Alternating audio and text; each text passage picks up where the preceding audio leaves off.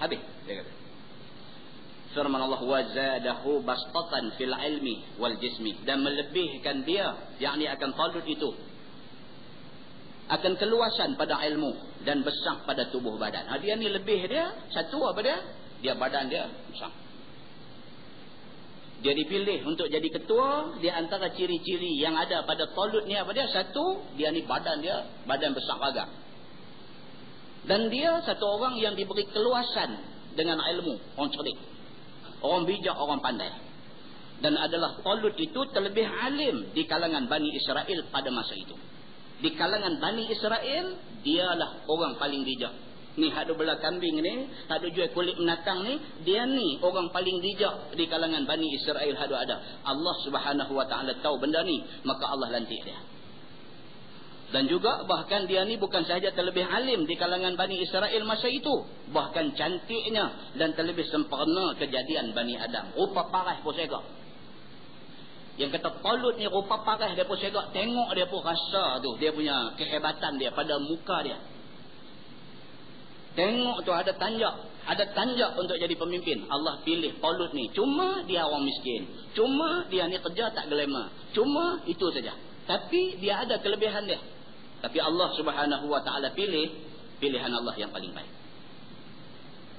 Firman Allah, wallahu yu'ti mulkahu man yasha, dan bermula Allah Subhanahu wa taala memberi akan rajanya, yakni pilih akan mereka yang dikehendakinya. Tuhan pilih orang nak jadi raja tu orang yang Tuhan mahu. Tuhan tak kira orang mau tak mau, Tuhan mau, Tuhan pilih dia. Begitu. Dan tiada i'tirat atasnya, dan tak boleh nak objek. I'tirat maksudnya tak boleh bangkang apa yang dipilih oleh Allah Subhanahu wa taala. Firman Allah, wallahu wasi'un alim, dan Allah Subhanahu wa taala itu Tuhan yang amat luas pemberiannya. Tuhan dia kalau bagi, pemberian dia sangat luas. Tuan-tuan, dalam hadis qudsi bagi kita, banyak mana kekayaan Allah, khazanah yang ada di sisi Allah Subhanahu wa taala banyak mana. Nabi kata kalau sekiranya kamu berjalan, kamu jumpa lautan luas. Kamu jumpa lautan luas, kamu ambil satu jarum, kamu celup jarum tu dalam air laut yang luas ni, kamu angkat. Banyak mana air lekat di jarum tu, banyak itulah baru yang Allah bagi kat kita ni. Di sisi Allah ada banyak air laut tu lagi. Ni ada atas dunia Allah ni. Kita tengok atas dunia Allah ni, apa tak ada atas dunia Allah ni. Macam-macam Allah bagi dia. Macam-macam Allah bagi. Punya banyak nikmat yang Allah bagi ni. Yang Quran kata, kalau sekiranya kamu bilang, wa in ta'uddu ni'matallahi la tuhsuha. Hampa cuba nak bilang nikmat Allah bagi, hampa tak akan terbilang berapa banyak dia. Punya banyak nikmat ni. Nabi kata kalau hampa ambil satu jarum, pergi celup dalam air laut, lautan luas, hampa celup, hampa angkat. Banyak mana air lekat di batang jarum tu, baru banyak tu hadu adalah ni. Di sisi Allah duk ada seluas lautan tu lagi. Kaya Allah Subhanahu wa taala ni. Kaya yang teramat-amat kaya. Begitu. Maka Allah kata wallahu yu'ti mulkahu man yasha, dan bermula Allah taala dia pilih raja siapa yang dia nak, orang tak boleh bangkang. Wallahu wasi'un alim. Allah taala Tuhan yang amat luas pemberian dia, lagi amat mengetahui dengan orang yang ahli baginya, yakni dengan siapa yang layak. Tuhan yang maha mengetahui siapa yang layak untuk dilantik menjadi ketua. Firman Allah, waqala lahum nabiyuhum, dan berkata bagi mereka itu oleh Nabi Samuel, Nabi mereka itu. Tak kala menuntut mereka itu daripada alamat atas Raja Talut itu. Duk buang masa tak habis lagi. Bani Israel ni duk buang masa tak habis lagi. Minta ketua, Tuhan hantar mai Talut suruh jadi ketua. Mereka tak boleh terima. Talut ni mereka tak boleh terima. Tak usah kata macam mana, tak usah terang macam mana, tak usah kata ini keputusan Allah ini muhkamat, sorak menyorak tidak lelak. Semua tak mau dengar. Mereka soalnya lah ni, mereka tak boleh terima Talut jadi ketua. Waqala lahum nabiyuhum, dan berkata bagi mereka itu oleh Nabi mereka, tak kala menuntut mereka bagi alamat atas Talut itu jadi ketua. Mereka kata lah ni lagu ni lah, bagi kami puas hati, tolong convince kami. Tolong convince kami, tolong bagi hati kami boleh terima Talut ni. Okeylah, dah kami tak setuju, hang bagi tahu kata Tuhan pilih dia, mau tak mau kena terima. Minta tolong satu, tolong convince kami, tolong bagi hati kami boleh terima Talut ni. Macam tu. Inna ayata mulkihi an ya'tiyakumut kabut.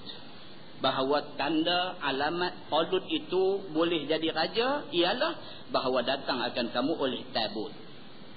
Malam ni boleh pening betul lah. Dia mai sekali Talut, dia mai sekali Jalut, dia mai sekali tabut. Lah dia disebut semua kali. Istilah yang dia guna dalam Quran ni. Talut ni budak miskin yang dipilih untuk jadi ketua kepada Bani Israel, nama dia Talut. Dia nak pergi lawan dengan geng jahat yang diketuai oleh Jalut.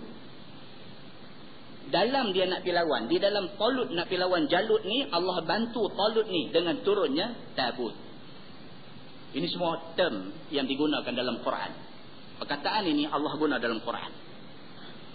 Maka di antara alamat, di antara bukti, di antara tanda Talut ini, ketua yang Allah pilih, Allah hantar mai satu benda yang dinamakan tabut. Iaitu tabut itu ialah peti daripada kayu bersalut dengan emas. Tabut ni dia satu peti. Dalam riwayat kata 3 hasta panjang, 2 hasta lebar. Peti itu panjang dia, lebar dia macam tu. Ada di dalam peti itu segala gambar nabi-nabi daripada Adam sampai Muhammad sallallahu alaihi wasallam. Ini sabit daripada riwayat-riwayat yang tidak sahih pun ada.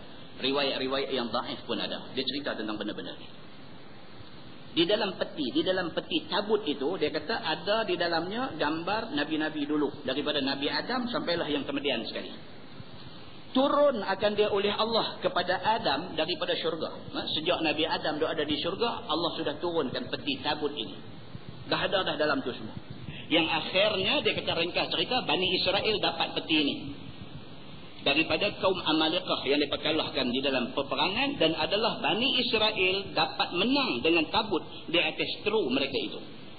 Tabut ni, peti tabut ini Allah Subhanahu wa taala turunkan sebagai bukti bahawa Talut ini adalah raja yang Tuhan lantik. Dia kata, daripada mendahulukan dia tabut pada hadapan tempat perang, dia kata bila berlaku perang, mereka tolak peti tabut ni duduk di depan, dan tetap hati mereka itu, dan menang perang mereka itu.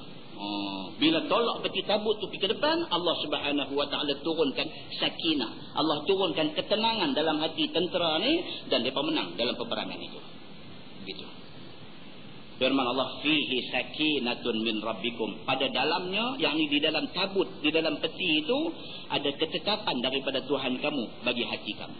Dalam peti itu Allah letakkan sakinah, ketenangan. Bila ada peti itu buka saja, ketenangan tu Allah masukkan ke dalam hati-hati tentera-tentera Talut ini. Mereka dapat ketenangan, mereka dapat keyakinan, mereka dapat semangat, dan mereka perang habis-habisan, dan Allah anugerahkan menang kepada mereka. Firman Allah, wa baqiyatun mimma taraka alu Musa wa alu Harun. Dan di dalam peti tabut itu terdapat di antara dia baqi daripada barang yang ditinggalkan oleh Nabi Musa dan Nabi Harun. Di dalam peti itu juga ada beberapa barang peninggalan Nabi Musa dan Nabi Harun dulu. Ni, benda ni berlaku selepas tak ada Nabi Musa dengan Nabi Harun dah tak ada. Dalam peti itu ada beberapa barang peninggalan Nabi Musa dan Nabi Harun, iaitu di antaranya kasut Nabi Musa. Ada dalam tu. Dan asah, yakni tongkat Nabi Musa, ada dalam peti itu. Dan imamah, yakni serban Nabi Harun, ada dalam peti itu. Dan satu sumpit daripada mana, dan pecah-pecah luh Taurat, dan juga cebisan-cebisan Taurat ada di dalam peti tabut itu. Tuan-tuan, sepakat ulama mengatakan Nabi Muhammad SAW, mana-mana juzuk daripada tubuh Nabi ada barakah. Sepakat semua ulama. Nabi Muhammad SAW tu, mana-mana benda yang ada di batang tubuh Nabi SAW itu ada keberkatan dia, ada barakah dia. Sepakat ulama. Itu sebab cerita adalah hadis tentang Anas bin Malik. Anas bin Malik di Masjid Jelutong dulu saya cerita, Nabi pernah bagi kat dia satu tongkat kecil. Nabi dah wafat berapa lama dah baru Anas bin Malik wafat. Anas wafat umur menjelang 100 tahun. Sebelum dia mati, Anas pesan, dia kata ni tongkat ini adalah kenangan aku dengan Nabi.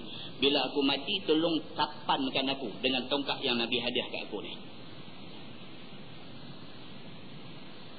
Dalam satu riwayat lain pula menceritakan tentang Anas bin Malik ada menyimpan rambut Nabi. Rambut Nabi dia simpan. Tiap-tiap kali orang mai duk potong rambut Nabi dan sebagainya, Anas akan ada sebelah sebab